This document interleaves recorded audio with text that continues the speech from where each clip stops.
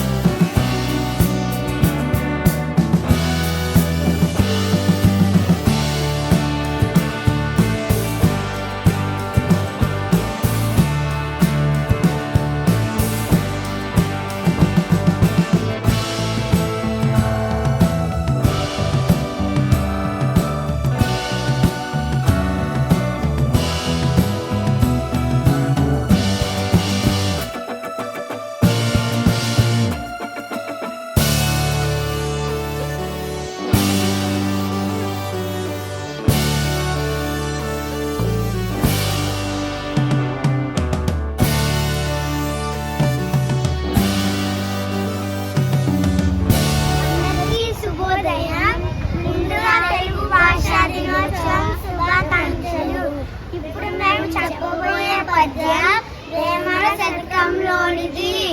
ఎలుక తోలు తెచ్చి ఏడాది ఉతికిన నలుపు నలుపే కాని ఎలుగు కాదు. కొయ్య బొమ్మ తెచ్చి కొట్టిన పలుకున విశ్వదాభిరామ వినురవేమ. భావం: ఎలుక తోలు తెచ్చి ఎంత ఉతికినా నల్లగానే ఉంటుంది కానీ తెల్లగా మారదు. అలాగే చెక్క బొమ్మ తెచ్చి ఎంత కొట్టినా అది మాట్లాడదు. అదేవిధంగా మూర్ఖులకు ఎన్ని విధాలుగా చెప్పినా వారి ప్రవర్తన మార్చుకోరు అని భావం. ధన్యవాదాలు.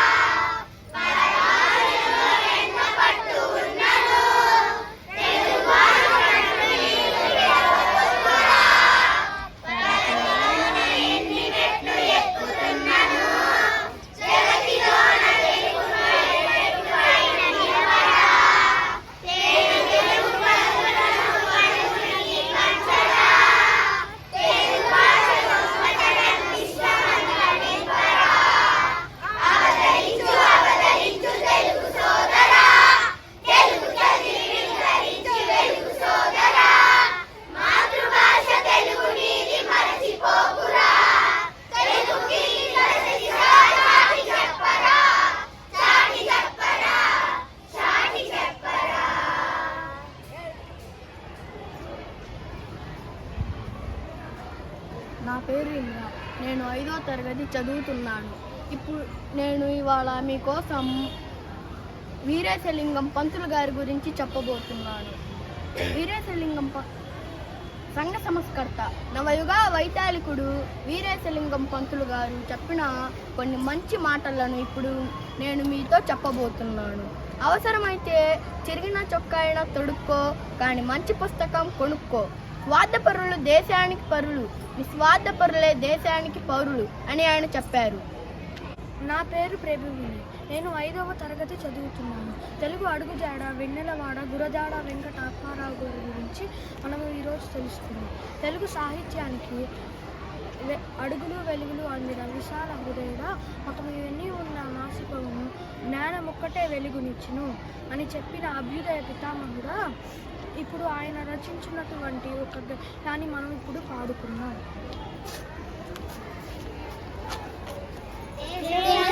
ప్రేమించుమన్నా మంచి అన్నది పెంచుమన్నా, మాటలు కట్టి పెట్టోయ్ గట్టి నేల పెట్టబోయ్, పాడి పంటలు పొంగి పొర్లే దారిలో నువ్వు పాడుబడబోయ్,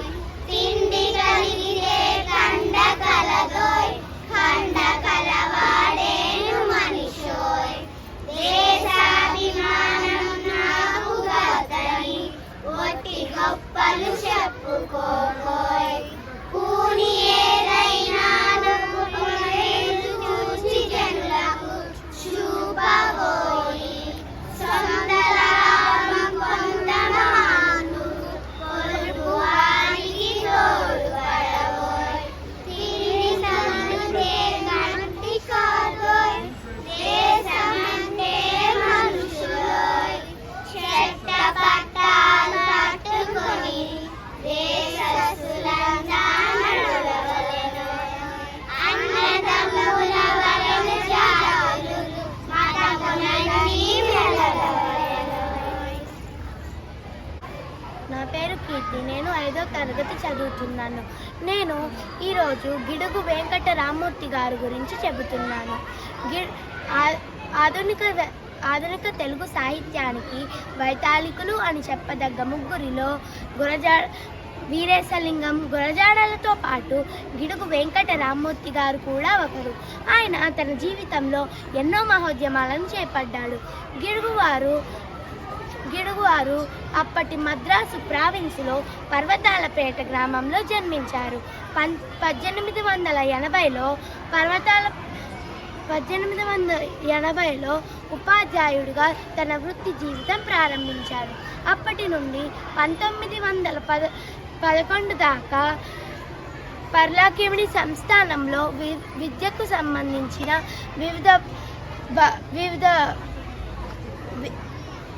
వివిధ బాధ్యతలను నెరవేర్చారు. నా పేరు రేయాన్ష్. నేను 5వ తరగతి చదువుతున్నాను. నేను ఇవాళ మీకు మాతృభాష దినోత్సవం గురించి చెప్పబోతున్నాను. తెలుగు కవి, స్వాతంత్ర్య సమరయోధుడు మరియు సంఘ సంస్కర్త అయిన గిడుగు వెంకట రామ్మూర్తి గారి జయంతిని పురస్కరించుకుని ప్రతి సంవత్సరం ఆగస్టు 29వ తేదీన తెలుగు భాషా దినోత్సవం జరుపుకుంటారు. తెలుగు భాషను భారతదేశంలో ఆంధ్రప్రదేశ్ మరియు తెలంగాణలలో ఎక్కువగా మాట్లాడతారు. ఏ ప్రాంతం వారికి ఆ ప్రాంతంలో మాట్లాడే భాష మాతృభాష. అయితే మనకు మాతృభాష తెలుగు అవుతుంది. తెలుగు భాష గొప్పతనం ఎంత చెప్పినా తక్కువే. మన శ్రీకృష్ణదేవరాయలు వారు దేశ భాషలందు తెలుగు లెస్స అని అన్నారు. దీనికి అర్థం మన దేశంలో ఎన్ని భాషలున్నా సరే ఏ ఒక్క భాష కూడా తెలుగులో పోటీ పడలేదు అని చెప్పారు.